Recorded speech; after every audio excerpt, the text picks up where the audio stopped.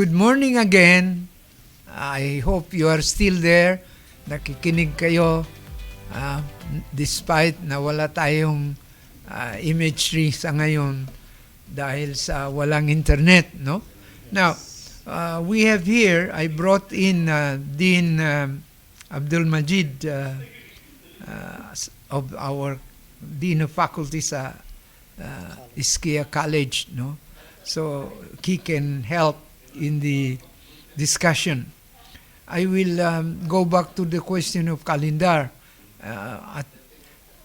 Can you explain din anong status ngayon natin? This is a semester break. Is it still part of the first semester, or are we moving into the second semester?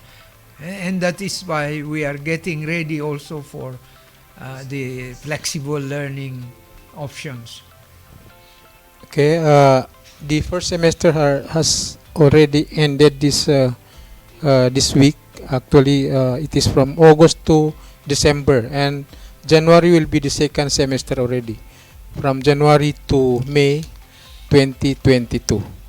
Are we on enrollment time, or are they considered for those enrolling second semester? Because college has two sets of enrollment on the first semester and then another enrollment on the second semester.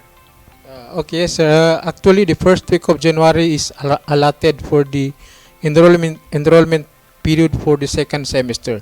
Students who are willing to enroll should come on the first week of January 2022, so that they will enroll their courses or subjects. And the second semester of college year will also begin in January. Yes, sir. Definitely, it will begin on January 2022. Okay. So we are supposed to have a workshop seminar normally conducted by PEAC kasi yung private schools normally are assisted by the PIAC, yung agency na private agency na tumutulong sa mga seminars, workshops, and other things. In fact, there is an issue right now about finance, yung financial aid or subsidy to students both in the secondary school or even in the case of madrasa in the elementary level, and then hopefully the TES will not be touched, and this is part of the problems of transition governments, and I hope there is no delay in the releases of this. We will go into that later, but I'm going back to the previous question about the nature of flexible learning options. Yes. Okay, Mr. Basag. Yes.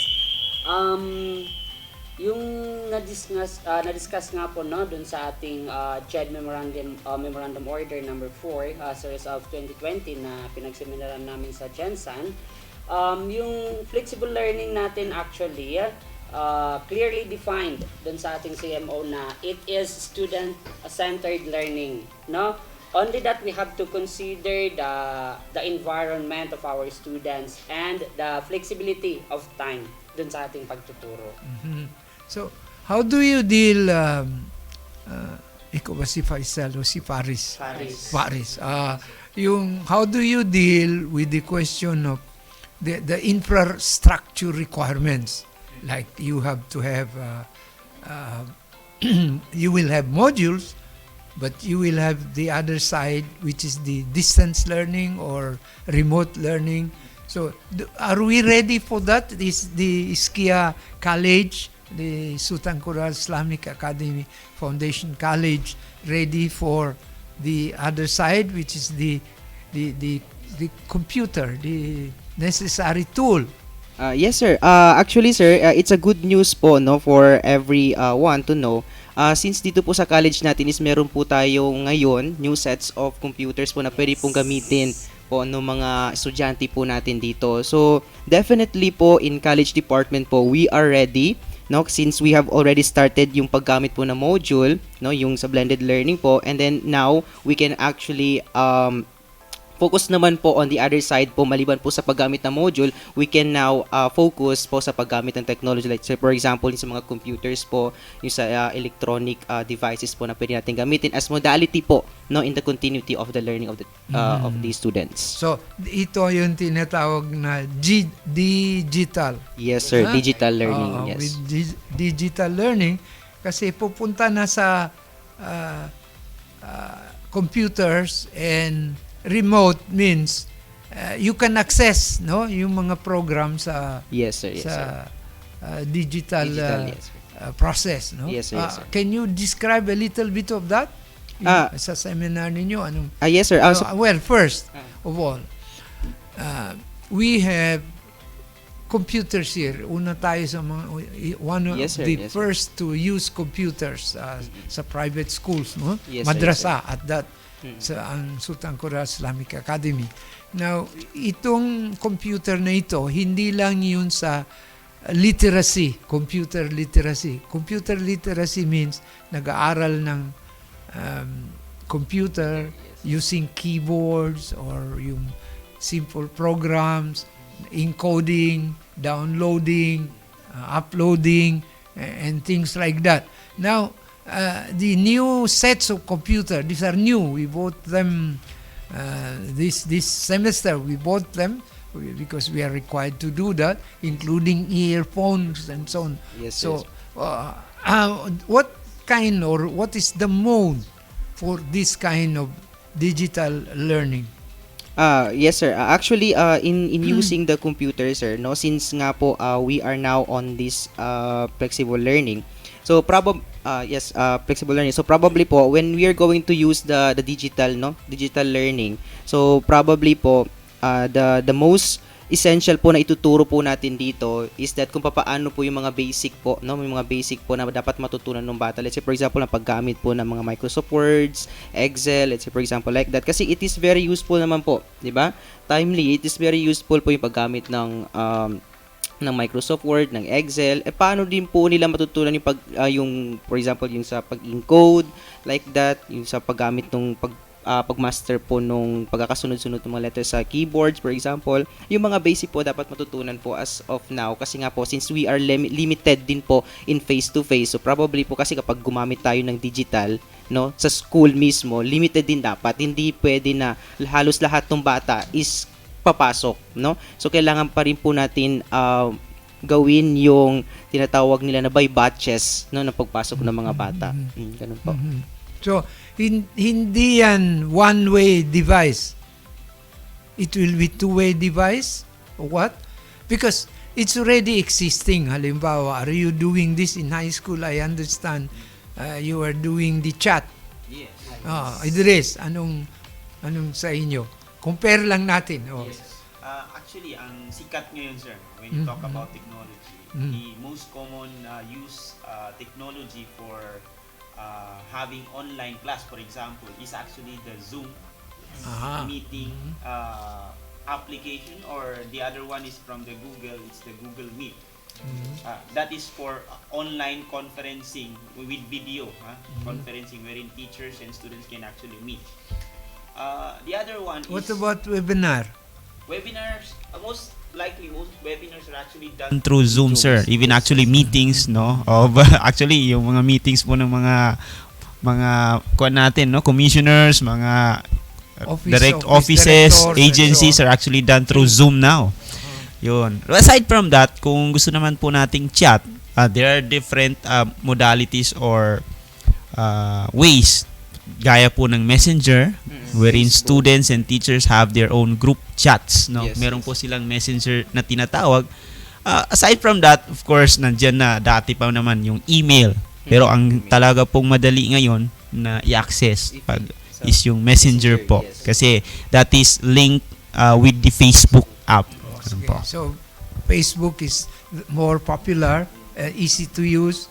Well, students tend to use also Instagram because of the Yes. photos. Yes. that Pero go- yes sir, in Instagram kasi po they are focusing only in Ah, yes. photos lang po kasi Photos lang. photos lang sa Oh. Instagram. Yes sir. As I remember, sir, no, one of the speakers during the seminar, yung vice president nila sa NDDU, Yes. Notre Dame of the Diangas University, they are utilizing the TikTok, sir. Like, if the students have the presentation, specifically sa MAPE, yung mga sayo nila, they have to upload the video on TikTok, and then kailangan lang nila itag yung kanilang instructor. Ganon. Okay. Well, speaking of that, which is Korean beginning niya, no? Original. no? Yes. Now, din napansin ko, I noticed that the student this semester, beginning December, we were allowed to come to campus. In fact, that's why we celebrated our Teachers' Day on campus with ribbon cutting. We also simultaneously, not that we did not inaugurate this station, this Yes. the XMM 107.3, well, we wanted to highlight in that celebration of Teachers' Day the radio station, because it is connected also to this blended learning.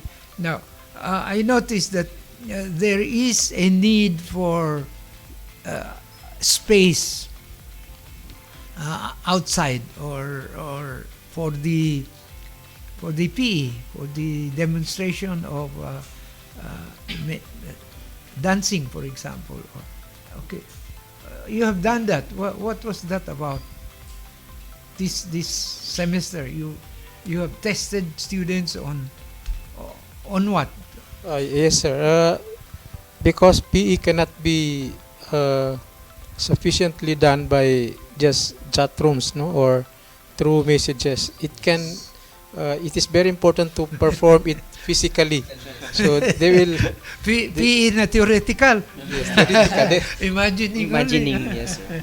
It cannot be theoretical because Yes. it should be body movement, no. Yes, practical. Actually, there is acronym for the flexible learning modality to easily remember, no, that it is what we call VARC, visual, auditory, reading, and kinesthetic. Yes. So kinesthetic is the Kinesthetics, Yes, yes, physical, Physical active movement. movements. so that is why you still need to have there should be time allotted for the PE in the campus, no, kahit na hindi masyado kahit bihira lang, no, short time siguro. But for example, depends on what kind of physical fitness is conducted. So there are natural distancing Yes sir, yes sir, in still. certain Yes, sir. athletics. Athletics, yes. For example, volleyball, no? May distance pa rin May sir. distance pa rin. Yes sir. Then yung softball and baseball, or in the case of dancing, then folk dances are Yes sir, normally meron pa rin. may social distancing Pa yan, rin, hindi, yes sir. Sa positioning nila. hindi hawakan, no? Mm-mm. Or what. Yes sir. Then calisthenics, Mm-mm. like I saw the arnis, Yes, the harness. and other things. So that's already going to happen in the January return to campus. Are we ready, Din Abdul Majid? Actually, we have prepared this new normal for a very long time already. Actually, we are, sir, in the low risk, tinatawag nilang low risk area. Yes sir. So perhaps we are even given freedom to conduct classes, Face-to-face. classes. Low Low risk. mababa ang rate ng ng COVID, Yes sir. no? Kaya COVID-itized. The Filipinos COVID-ized. are always inventing Inventing terms. terms. Yes sir. See? COVID-ized. So yung COVID ginawang term na COVIDize, no, para lang maintindihan, highlight, Ma-highlight, yes, sir. maintindihan. So, in short, the impact of the crisis, the COVID crisis, the COVID pandemic, also has led to other options for teaching and learning. And then it is jiving with the student-centered learning that is required in the new approaches. But I am concerned with the idea that there will still be need for continued funding. So we will introduce this point here in the second segment, so that we will be prepared on the third segment to make recommendations. Now, there was a question raised by SMS. Yes, sir. Text. I have Can here you the... answer that? Yes. Maybe I'm going to read the question, and then pwedeng sumagot yung ating college department as well as the high school department. So we have here the first question. How are the students doing so far? Are they able to submit their modules on time? And then the second question is that how are they coping up with the new normal setup of education? So that is Who the wants to question. answer first? High school muna. first, Oh, high school. sige. Okay. So on the first question po, no, the question, how are the students doing so far? Are they able to submit their modules on time? In my observation po, normally, students who are active before, no, during the time of face-to-face classes, normally do not have problems in submitting their modules po, especially those honor students. Pero kadalasan po rin talaga kung sino rin po yung mga estudyanteng, we say parang merong problem during the face-to-face classes din, no? May problem din talaga. They have this siguro attitude problem. Or they are the problem. Or they are the problem themselves. Yun din po rin talaga yung mga kadalasang hindi nagsusumite ng module. Of course, there are certain factors po. Hindi na naman natin sila masisi. Siguro, kulang din ng siguro parents support, for example. Mga iba't ibang factor po. We cannot judge naman po yun. On the second question, how are they coping up with the new normal setup of education? The same thing. Students po na active, magagaling, they have no problem with this. Ang problema lang po talaga dito sa basic education is yung elementary po natin, especially grade 1, kindergarten. That's really the problem. Kasi po, foundation po yan eh. So, kailangan po nilang matuto magbasa. Yes. So, yung mga grades 3, 4, and higher, marunong na po yan magbasa. They can actually learn on their own pace. Yun po. Yeah. What about the college?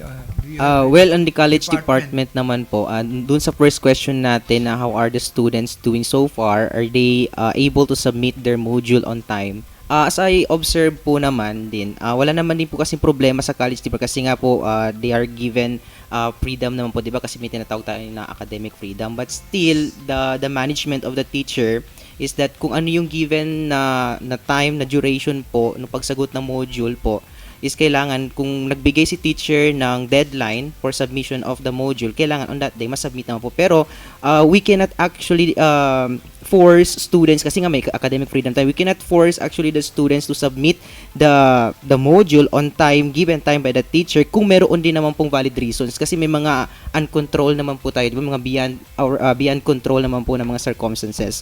So yun nga po, but still we can manage naman po yung sa pag-accept and pag-check naman po ng mga late po nagsasubmit ng mga modules na. But so far, 90% naman po ng mga estudyante na sa college department, they are active and they can actually able to submit their module on time naman po. Wala naman po problema.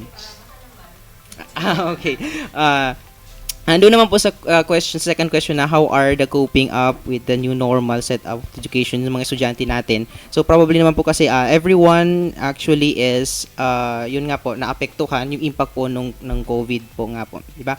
So mga estudyante po sa college department, they are active and somewhat, no, kahit na ganito yung modality nung kuan natin, yung teaching natin, yung may module and then limited na face-to-face, but still, they can manage naman po, no? They can actually do their activities naman po, no? With a given range of time. So, wala naman yung pong actually nagiging problema talaga, no? Kasi nga po, mga matatanda na ito, and then, kaya naman po nilang i-manage yung mga sarili nila. With the help and facilitation naman po na ginagawa ng mga instructors natin.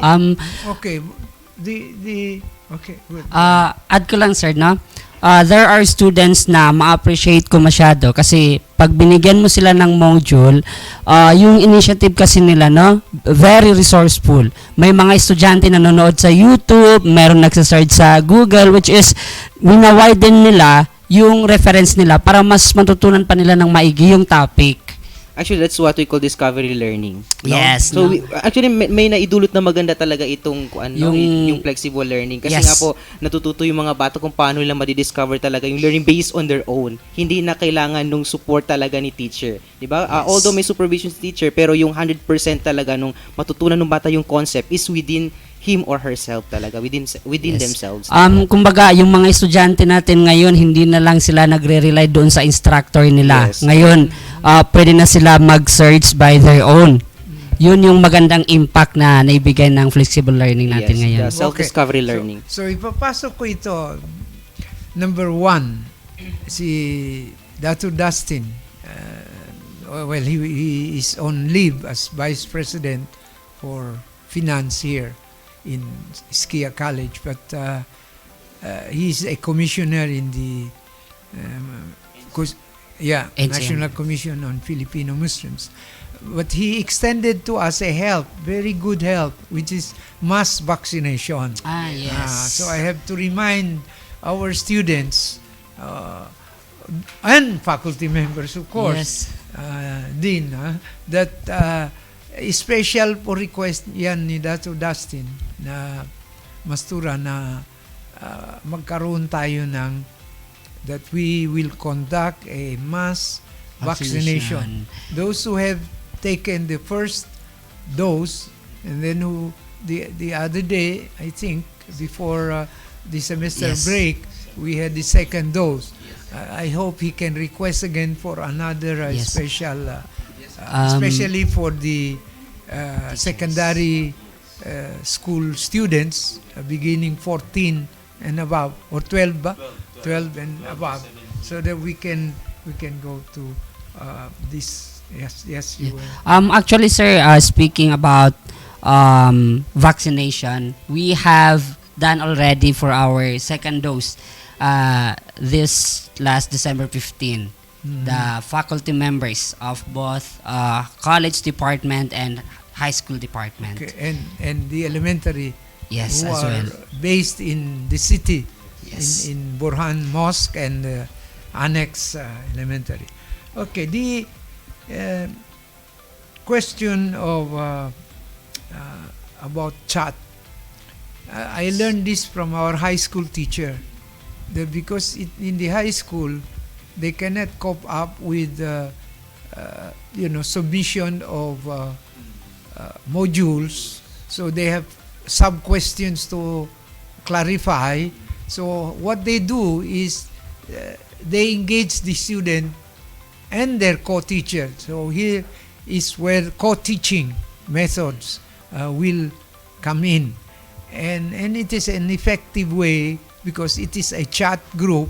It is limited to the class or a group of students, and really we encourage the students to buy the necessary instruments, the tools, the smartphones. If they cannot afford the laptop, and then they should. So, Dean, are you advising our students? Nare-release ba natin yung TES? So Yung far, Unifast. anong nangyari sa atin? Unifast. Importante yung support. We are going to have a break again, and so we will tackle these support services, including financial aid. So we go on recess or break. Para ma-insert natin